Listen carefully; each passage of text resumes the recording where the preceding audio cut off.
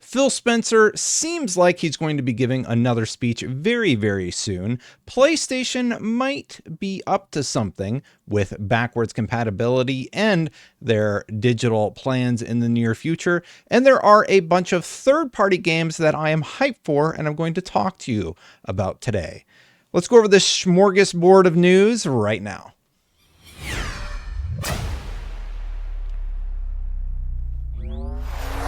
It's the end of the week, and that means there's all these little news things that I didn't feel like deserved their own video. So let's start with the big one.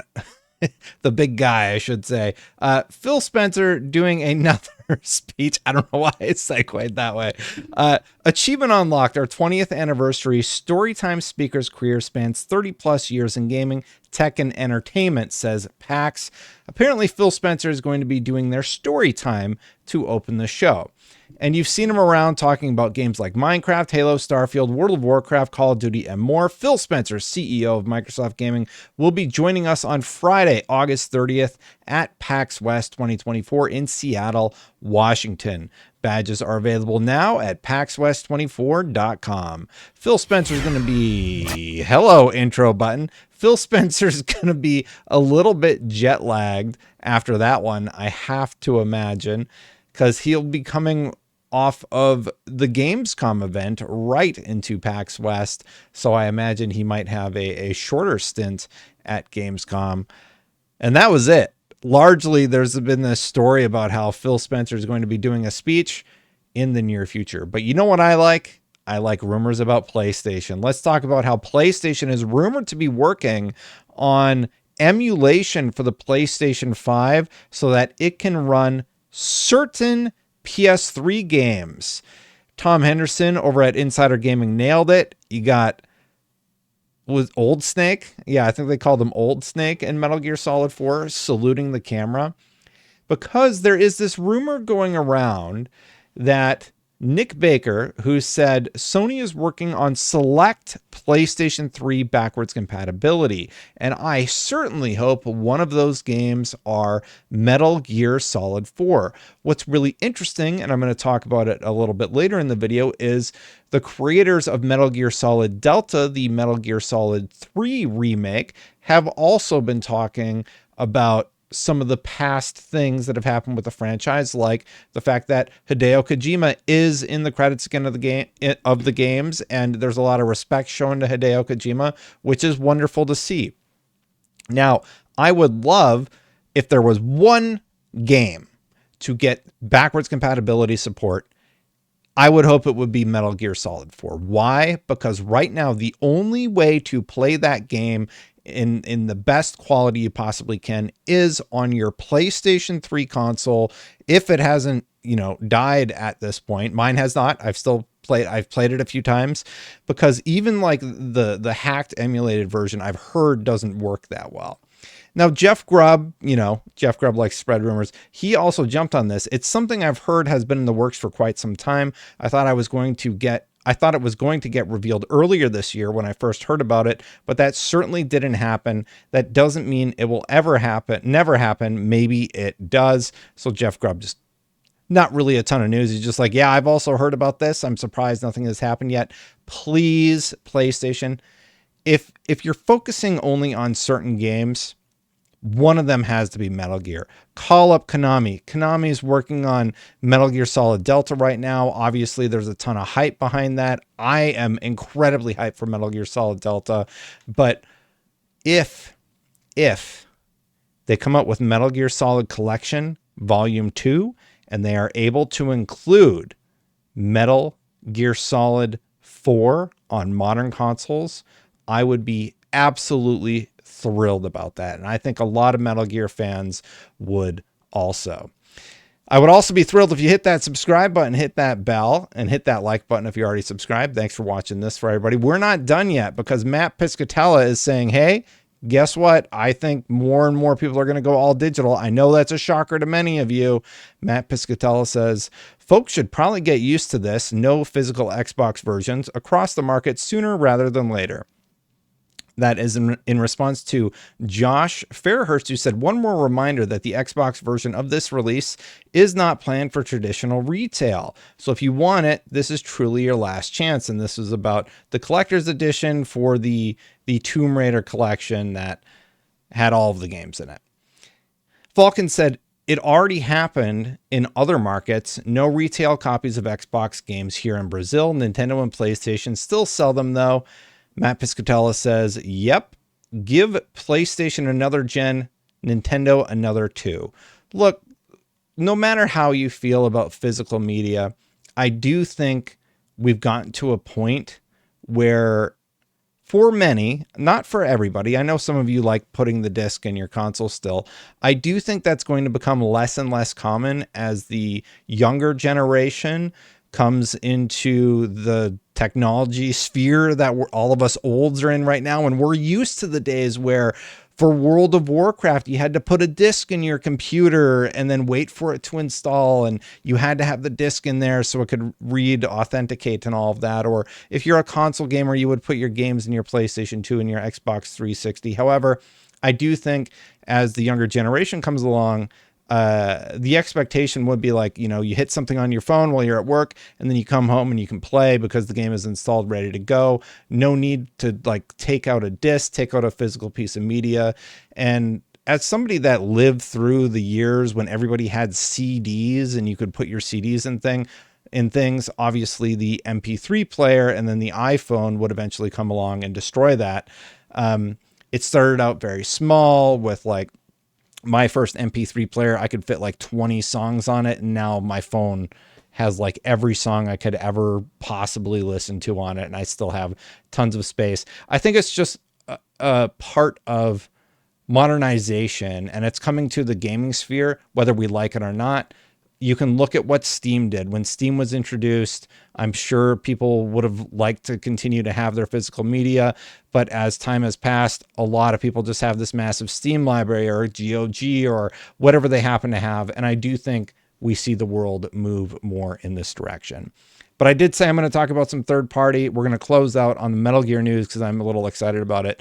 But we also heard about Assassin's Creed remakes that are coming in the near future. I'm going to go right to the source. Here is what Yves Guillemot said about this topic. On the Assassin's Creed front, we've had Mirage, which was a leaner homage to the series' roots, and now Shadows, which is much larger in scope and more in the vein of Odyssey/Valhalla. Looking at the future, can we expect this continued variety, smaller games alongside bigger ones? Firstly, players can be excited about some remakes, which will allow us to revisit some of the games we've created in the past and modernize them. There are worlds in some of our older Assassin's Creed games that are still extremely rich. Secondly, to answer your question, there will be plenty of experience variety. The goal is to have Assassin's Creed games come out more regularly, but not for it to be the same experience every year. There are a lot of good things to come, including Assassin's Creed Hex, which we've announced, which is going to be a very different game from Assassin's Creed Shadows. We're going to surprise people, I think. Now, I'm not blind. I know there's a lot of controversy around Assassin's Creed Shadows, but let me tell you this right now. I love the old Assassin's Creed games. The original Assassin's Creed was such an interesting concept when it came out. I was making videos for fun on GameTrailers.com, rest in peace, and I would do kill montages in Assassin's Creed 1. I love that game. I know a lot of people didn't like it because it was a little fumbly, but then you have the Ezio trilogy, which was also fantastic. Yes, they have done some enhancements for that, and they also did enhancements for the original Assassin's Creed. But there's one on the tip of everybody's tongue, especially with Skull and Bones just being a stinker, and that is Assassin's Creed Black Flag. I think that has to be near the top of their list. They have a team working on Skull and Bones that loved Assassin's Creed Black Flag, and I think everybody's just hopeful that something like that can come along someday. I personally am still a bit interested in Shadows. I like the combat. I think the combat looks interesting, and that's my super hot take on it. I'm not like super hot takey about all the Ubisoft drama that's going on. I actually think the Star Wars gameplay looks interesting. Like it mixes stealth and action and all that. Yeah, I'm not going to dive into that right now. But anyway, another remake coming is Dead Rising. Dead Rising Remastered.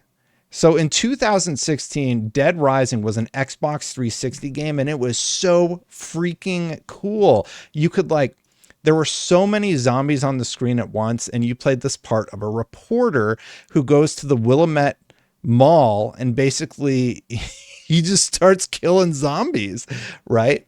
You have a timer where you have to get all the civilians out. There's different endings for the game. But long story short, it is a video game that takes place in a mall full of zombies. It is such a perfect setting for just silliness. And you could get like the Mega Buster cannon and all this cool stuff.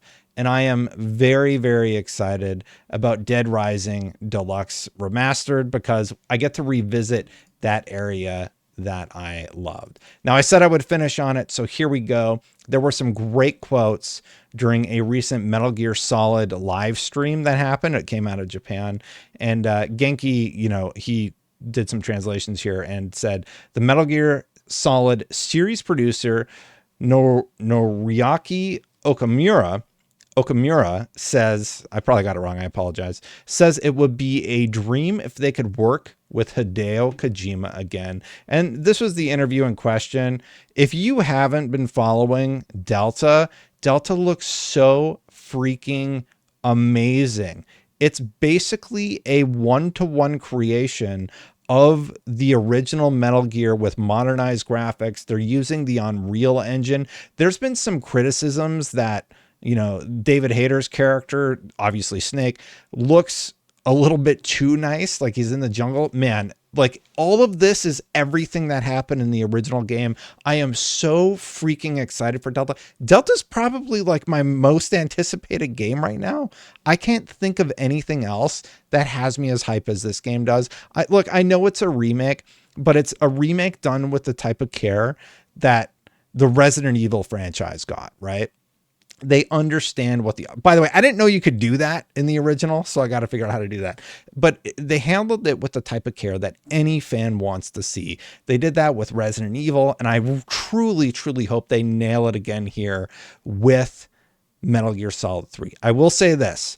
The Metal Gear Solid Master Collection, Volume 1, while a great collection, there's a bunch of little issues with it where, like, for some silly reason, the 360 disc using a Series X is still one of the best visual ways to play the game. The PS2 still has the context sensitive buttons that everybody talks about really enjoying. So they address that in certain builds of the game, but I feel like Konami's like really, really cooking with Delta. Like Delta is the one where there's not really, besides the original game, Metal Gear Solid 3, there's not really a lot that you can compare it one-to-one to. So we got this really cool live stream for Metal Gear Solid Delta. And basically there's some great quotes. VG247, good old Andy Robinson rounded up a few of the quotes. I'd like nothing better to work with Mr. Kojima and the rest of the team again. So obviously they worked together on the original Metal Gears. So here's what Okamura had to say. But just speaking for myself personally, I'd like nothing better than to work with Mr. Kojima and the rest of the team again. If that can happen, it would be the dream. But people have moved on to new things and new commitments, so that's just our current reality. We can't just take for granted that everyone would work with us again or let ourselves be completely dependent on them. I just don't think it's right for us to be the ones to make that kind of demand of anyone. So we're working with the expectation that whatever we make, it's up to us. So it's on our shoulders to do a good job. According to Okamura, many staff from the original Metal Gear Solid 3 Snake Eater development team are already working on the upcoming remake. That makes me very excited to hear.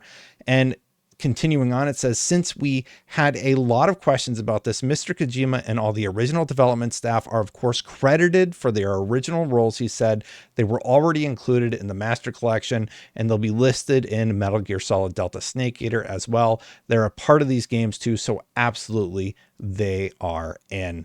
this is just so heartwarming to hear. And Okamura worked on some of the spin-off games. He worked on Acid 2. He worked on the digital graphic novel, worked on Portable Ops and Portable Ops Plus, and unfortunately also Metal Gear Solid Survive, the widely panned game that came out shortly after Metal Gear Solid 5 when Kojima had departed the company in what seemed to be a little bit of a contentious departure.